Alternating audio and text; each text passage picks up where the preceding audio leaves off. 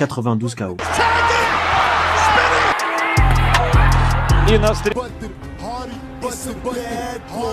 Badr Hari n'était pas un simple kickboxer, c'était une arme de destruction massive dotée d'un tempérament de feu.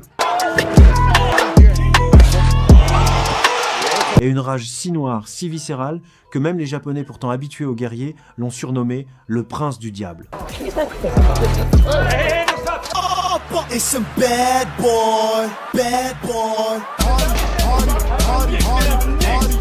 Mais en cette nuit de décembre 2008, le diable allait tomber sur un os, ou plutôt sur une montagne de muscles. Ce soir-là, c'était pas un match, c'était une exécution.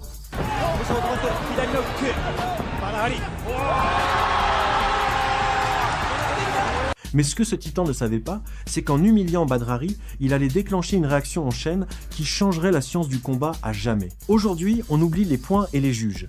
Nous allons disséquer la collision la plus brutale, la plus personnelle et la plus spectaculaire de l'histoire du ring. Pour comprendre l'ampleur du choc, il faut d'abord comprendre qui est vraiment Badr Hari. On ne parle pas ici d'un technicien qui cherche la victoire tactique. On parle d'un homme pour qui le ring est une zone de chasse.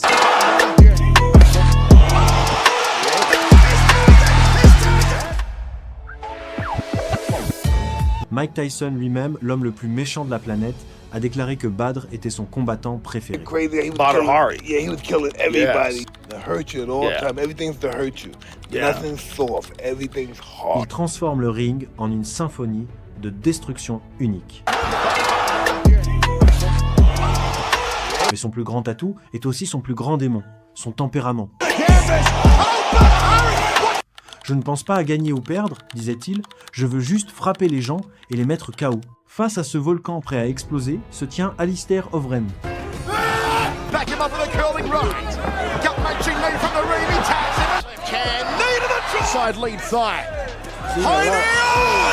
En 2008, Overeem est déjà un nom majeur du MMA, mais il devient une sensation mondiale pour une raison qui dépasse le sport.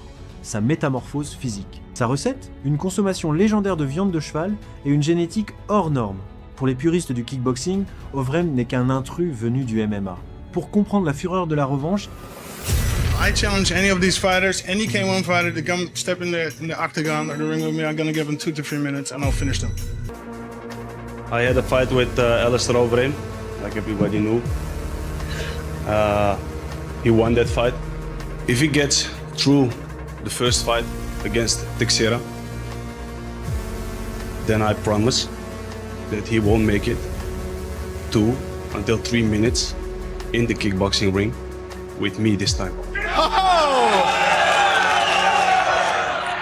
si tu passes le premier tour du prochain tournoi, je te promets que tu tiendras pas 3 minutes face à moi. Pendant 1 an, Badr Hari disparaît des radars. Il s'enferme dans une salle de musculation. Il comprend que pour battre un monstre, il doit lui-même devenir un monstre.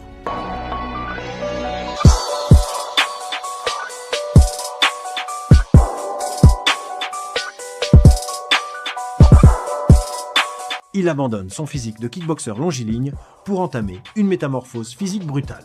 Il soulève des fontes, il sature ses muscles, il cherche à maximiser son transfert d'énergie. Il ne veut plus seulement être rapide, il veut que chaque coup de poing ait le poids d'un séisme.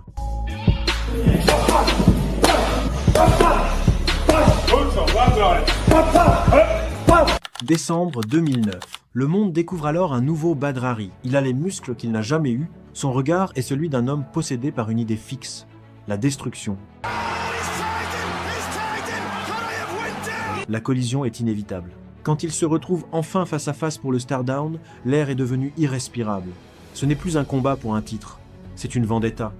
Badr Hari sait que s'il échoue une seconde fois, sa légende sera morte à jamais. Il sait aussi qu'il a moins de 180 secondes pour tenir sa promesse. Le public hurle, la cloche sonne. Dès le premier son de cloche, l'énergie change. Badr Hari ne cherche plus à fuir. Il est composé, calme, presque glacial. Pourtant, le début est brutal. Badr lance une grosse combinaison, mais il se fait immédiatement projeter au sol par la force brute d'Overeem.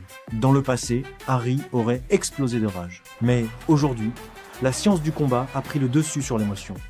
Il se relève, il attend son heure. C'est ici que la psychologie de combat devient fascinante.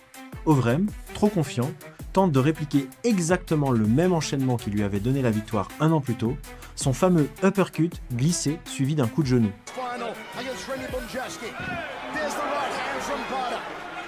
Mais Badr a passé 1 an à disséquer ce mouvement. Au lieu de subir, il recule d'un pas millimétré et délivre un crochet du droit court et sec. L'impact est immédiat. Overeem est touché. Pour la première fois de sa carrière de poids lourd, le géant de pierre vacille. Badr Hari comprend que la montagne peut tomber. Il ne lâche plus sa proie. Alors qu'Overeem tente de charger avec des combinaisons sauvages, il est forcé de se recroqueviller derrière sa garde. Ce n'est plus Badr le skinny boy qui se fait dominer. C'est Overeem qui subit la loi du plus fort. La séquence suivante est l'une des plus iconiques de l'histoire du ring. Badr lance une droite plongeante. Overeem tente un contre en crochet gauche, mais la vitesse de Hari est supérieure.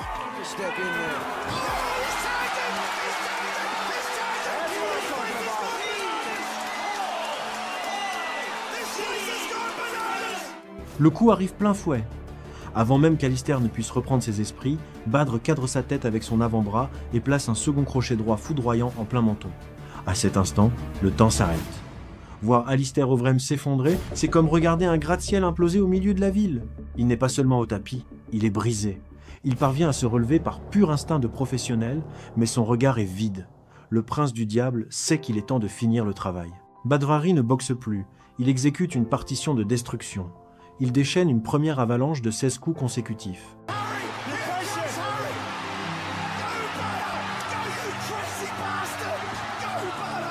Overeem tente de survivre, mais il est de nouveau envoyé au tapis par un high kick.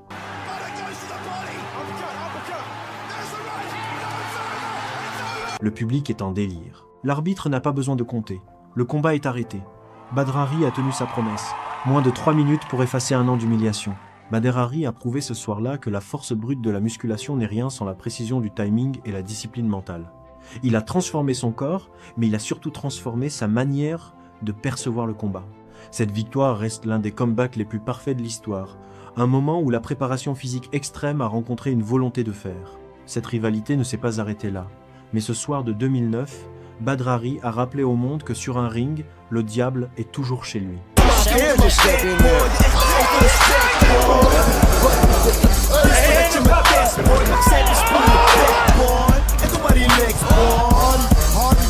Видеть совершенно другой поединок.